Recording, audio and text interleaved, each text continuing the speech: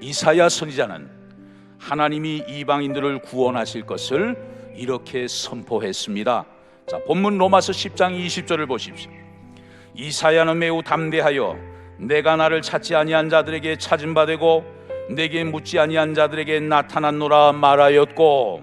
무슨 말씀입니까? 하나님을 이방인들이 찾지도 않았는데 이방인들에게 복음이 들어갔다는 말씀입니다. 이 하나님의 절대적인 주권을 우리에게 말씀해 주고 있어요. 또 로마서 10장 21절을 보십시오. 이스라엘에 대하여 이르되 순종하지 아니하고 거슬러 말하는 백성에게 내가 종일 내 손을 벌렸노라 하였느니라. 이 말씀은 불순종하는 유대인들의 모습을 보여주면서 동시에 끝까지 하나님이 손을 벌리셔서 저들을 구원하시겠다는 하나님의 의지, 하나님의 약속이 담겨져 있는 것입니다. 이상의 내용을 종합해 보면 하나님은 먼저 유대인들에게 기회를 주셨습니다. 그런데 저들은 그 기회를 발로 차버렸어요. 그러나 하나님의 계획은 결코 망가진 것이 아니에요. 하나님의 고차원적인 섭리 속에서 저들의 거역하는 행동까지도 하나님이 어떻게 사용하셨습니까? 유대인을 통해 이방인을 구원하신 거예요. 그리고 나서 마침내 이방인을 통해서 하나님은 유대인을 마저 구원하시는 것입니다.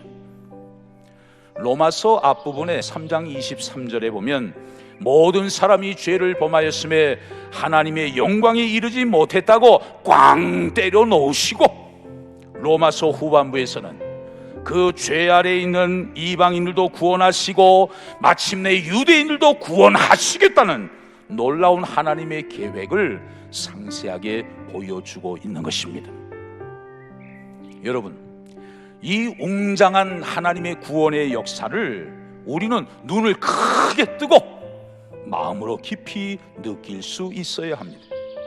이렇게 큰 하나님의 구원의 역사를 붙잡은 사람은 작은 것에 연연해하지 않는 것이죠. 해밍웨이가 노인과 바다에서 이런 말을 합니다. 바다는 빗물에 젖지 않는다.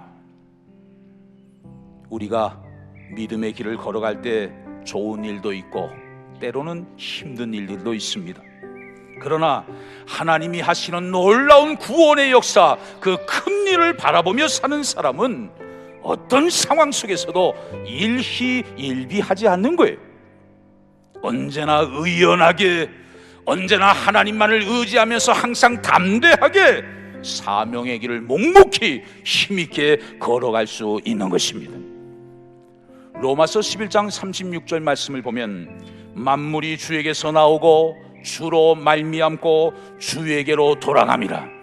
그에게 영광이 세세에 있을지어다. 아멘. 그랬어요. 여러분, 사람도 물질도 모든 역사도 다 저 말씀 안에 들어가 있어요. 모든 만물이 하나님으로부터 나오는 것이고 하나님으로 말미암아 존재하고 움직이고 숨을 쉬면서 역사를 진행해 나아가다가 결국에는 하나님의 때가 되면 하나님께로 다 돌아가는 것이다. 이 놀라운 하나님의 역사, 하나님의 섭리 안에서 오늘도 우리는 좋은 일도 만나고 어려운 일도 만납니다.